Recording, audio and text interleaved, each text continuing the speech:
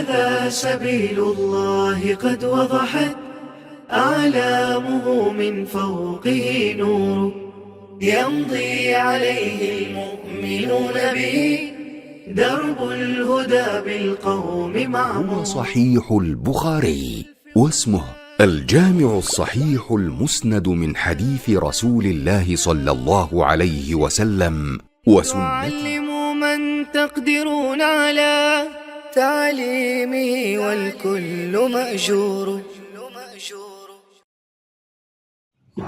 بسم اللہ الرحمن الرحیم.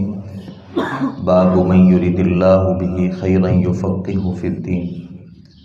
باب ہے اللہ تعالیٰ جس کے ساتھ بھلائی کا ارادہ کرتا ہے اسے دین کی سمجھ دے دیتا ہے.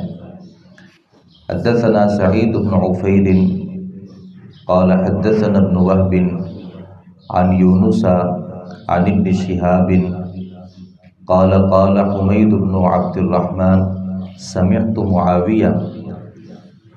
حمید بن عبد الرحمن کہتے ہیں میں نے معاویہ رضی اللہ عنہ کو خطبہ دیتے ہوئے سنا. یقول وہ فرما رہے تھے سمعت النبی صلی اللہ علیہ وسلم میں نے نبی اکرم صلی اللہ علیہ وسلم کو سنا آپ گفتگو کر رہے تھے. من یرید اللہ بہ خیرا یفقہہ فی الدین. اللہ تعالیٰ جس کے ساتھ بھلائی کا ارادہ کرتا ہے اسے دین میں سمجھ دے دیتا ہے. وانما انا قاسم. میں صرف تقسیم کرنے والا ہوں. واللہ یعطی. اور اللہ ہی عطا فرماتا ہے. ولن تزال هذه الامة قائمة على امر اللہ. اور یہ امت اللہ کے حکم پر ہمیشہ قائم رہے گی. لا یضرهم من خالفهم. جو ان کی مخالفت کرے گا وہ انہیں نقصان نہیں پہنچا سکے گا. حتی یأتی امر اللہ. یہاں تک کہ اللہ کا حکم آ جائے. امام بخاری نے باب ذکر کیا کہ اللہ جس کے ساتھ بھلائی کا ارادہ فرماتے ہیں اسے دین میں سمجھ دے دیتے ہیں. اور نبی صلی اللہ علیہ وسلم کی حدیث ذکر کی جس میں 3 باتیں ہیں. پہلی بات یہ ہے کہ اللہ اس بندے سے بھلائی کرتے ہیں جو دین میں سمجھ حاصل کر لیتا ہے. دوسری بات یہ ہے کہ اللہ ہی عطا کرنے والا ہے. نبی صلی اللہ علیہ وسلم اگر کوئی چیز تقسیم کرتے تھے تو وہ اللہ کے حکم سے ہوتا تھا. اور تیسری بات یہ ہے کہ اس امت میں اگرچہ گروہ بہت زیادہ ہو جائیں گے لیکن ایک گروہ ہمیشہ حق پر رہے گا. کوئی مخالفت کرنے والا انہیں کوئی نقصان نہیں پہنچا سکے گا یہاں تک کہ قیامت آ جائے. پہلی بات یہ ہے کہ اللہ رب العالمین اہل علم کے ساتھ بھلائی فرماتے ہیں. اس دنیا میں جتنے بھی لوگ ہیں اگر اللہ تعالیٰ کسی کے ساتھ بہت خیر کرنا چاہتے ہیں بھلائی کرنا چاہتے ہیں تو اس کو دین کی سمجھ دے دیتے ہیں.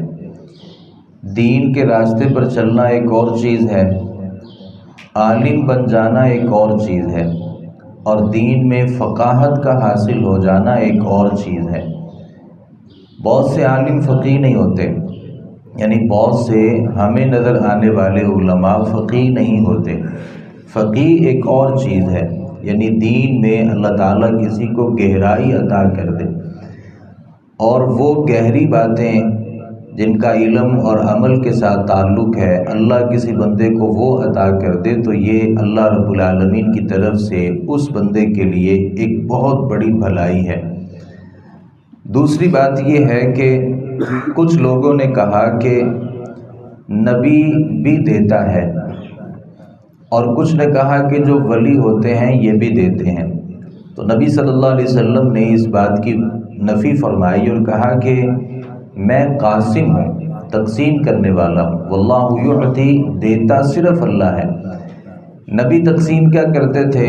جو خمس یعنی جو جہاد میں سے کوئی حصہ مسلمانوں کے پاس آتا, مال غنیمت کا حصہ مسلمانوں کے پاس آتا, یا وہ مال جو مال خمس تھا نبی صلی اللہ علیہ وسلم اب وہ صرف لوگوں کے درمیان تقسیم کرتے تھے، آپ دینے والے نہیں تھے، یعنی آپ داتا نہیں تھے۔ صحیح بخاری کی ایک اور حدیث ہے، نبی صلی اللہ علیہ وسلم نے فرمایا کہ ما اعطیکم ولا امنعکم، نہ میں تمہیں دیتا ہوں اور نہ میں کسی چیز کو روک سکتا ہوں، انما انا قاسم، میں صرف تقسیم کرتا ہوں، اضع حیث امرت، اور جہاں مجھے حکم ہوتا ہے نا کسی چیز کو دینے کا، میں اس چیز کو وہاں پہ رکھ دیتا ہوں۔ اس کا مطلب یہ ہے کہ نبی داتا نہیں تھے، اور بسا اوقات ایسے حالات آ گئے صحابہ کرام پر، وہ موتا کی جو لڑائی تھی تو کئی سارے ایسے صحابہ کرام تھے جو جہاد پہ جانا چاہتے تھے لیکن ان کے پاس سواریاں نہیں تھیں، تو اللہ رب العالمین نے وہ منظر سورۃ التوبہ میں ذکر کیا ہے، وَلَا عَلَى الَّذِينَ إِذَا مَا أَتَوْكَ لِتَحْمِلَهُمْ قُلْتَ لَا أَجِدُ مَا أَحْمِلُكُمْ عَلَيْهِ، جب سواریاں نہیں تھیں تو اللہ رب العالمین نے کہا کہ آپ ان سے کہہ دیجئے میرے پاس وہ سواریاں نہیں ہیں کہ میں جن کے اوپر آپ کو سوار کر لوں۔ اگر نبی عطا کرنے والے تھے تو ان صحابہ کرام کو سواریاں تو دے دیتے، تو نبی عطا کرنے والے نہیں تھے، نبی صرف تقسیم کرتے تھے جو اللہ نبی کو دے دیتا تھا۔ تو نفع نقصان کا مالک بھی اللہ ہے اور دینے والا داتا رزاق بھی اللہ ہے، نہ کوئی نبی ہو سکتا ہے نہ کوئی ولی ہو سکتا ہے۔ اور تیسری بات جو بڑی اس حوالے سے بڑی اہمیت کی حامل ہے، نبی صلی اللہ علیہ وسلم نے فرمایا کہ ایک جماعت جو ہے وہ حق پر رہے گی، کسی کی مخالفت اسے نقصان نہیں دے سکے گی، اور نبی صلی اللہ علیہ وسلم نے اس کی وضاحت بھی فرما دی کہ حق پہ کون لوگ رہیں گے۔ وہ روایت جو سنن ترمذی میں موجود ہے کہ آپ صلی اللہ علیہ وسلم نے فرمایا کہ بنی اسرائیلی جو تھے وہ 72 فرقوں میں تقسیم ہوئے تھے، میری امت 73 فرقوں میں تقسیم ہوگی۔ تو صحابہ کرام نے پوچھا کہ اللہ کے رسول پھر کون سی جو ملت ہے وہ حق پر ہوگی؟ تو آپ صلی اللہ علیہ وسلم نے فرمایا ما انا علیہ و اصحابی، جو میرے طریقے پر چلیں گے اور میرے صحابہ کرام کے طریقے پر چلیں گے۔ اگر آپ ناراض نہ ہو تو میں یہ بات کہہ دوں کہ اس سے مراد، یعنی اس روایت سے مراد یہ ہے کہ اس سے کوئی بھی مقلد اس میں شامل نہیں ہے، یعنی جو کسی کی تقلید کرتا ہے نا وہ اس میں شامل نہیں ہو سکتا۔ اگر میں تھوڑی سی اس کی اور وضاحت کر دوں اور میں یہ کہوں کہ کوئی حنفی اس میں شامل نہیں ہے، کوئی شافعی اس میں شامل نہیں ہے، کوئی مالکی اس میں شامل نہیں ہے، کوئی حنبلی اس میں شامل نہیں ہے، کوئی جعفری اس میں شامل نہیں ہے، کوئی نقشبندی اس میں شامل نہیں ہے، اور کوئی چشتی وغیرہ، یہ کوئی بھی ان میں شامل نہیں ہے۔ وجہ یہ ہے کہ اس زمانے میں نبی صلی اللہ علیہ وسلم کے زمانے میں اور صحابہ کرام کے زمانے میں نہ کوئی حنفی تھا، نہ کوئی مالکی تھا، نہ کوئی شافعی تھا، نہ کوئی حنبلی تھا، اور نہ ہی کوئی جعفری تھا، اور نہ ہی کوئی نقشبندی، اور نہ ہی کوئی چشتی تھا۔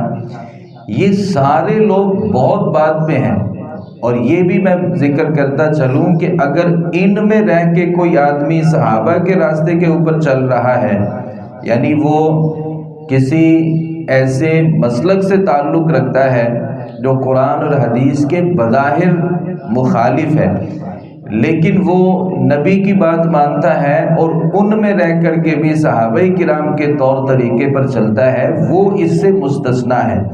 تو جو آدمی اپنے آپ کے اوپر تقلید کی چھاپ لگا کر کے کہہ دیتا ہے کہ میرا خاص اس کے ساتھ تعلق ہے اور پھر اسی کے مطابق اپنی ساری زندگی گزارتا ہے، تو نبی صلی اللہ علیہ وسلم کی حدیث تو یہ کہتی ہے کہ وہ میرے طریقے پر چلتے ہیں یا میرے صحابہ کرام کے طریقے پر۔ امام احمد بن حنبل رحمۃ اللہ علیہ نے اس بات کا ذکر کیا ہے، ان لم یکونوا اہل الحدیث فلا ادری من ہوں، اگر یہ نبی اور صحابہ کے طریقے پر چلنے والے اگر اہل الحدیث نہیں ہے نا، تو امام احمد بن حنبل فرماتے ہیں پھر میں نہیں جانتا کہ وہ کون لوگ ہیں جن کے بارے میں نبی صلی اللہ علیہ وسلم نے فرمایا تھا کہ وہ حق پر ہوں گے اور کسی کی مخالفت انہیں نقصان نہیں دے گی۔ یہ امام احمد بن حنبل رحمۃ اللہ علیہ فرماتے ہیں۔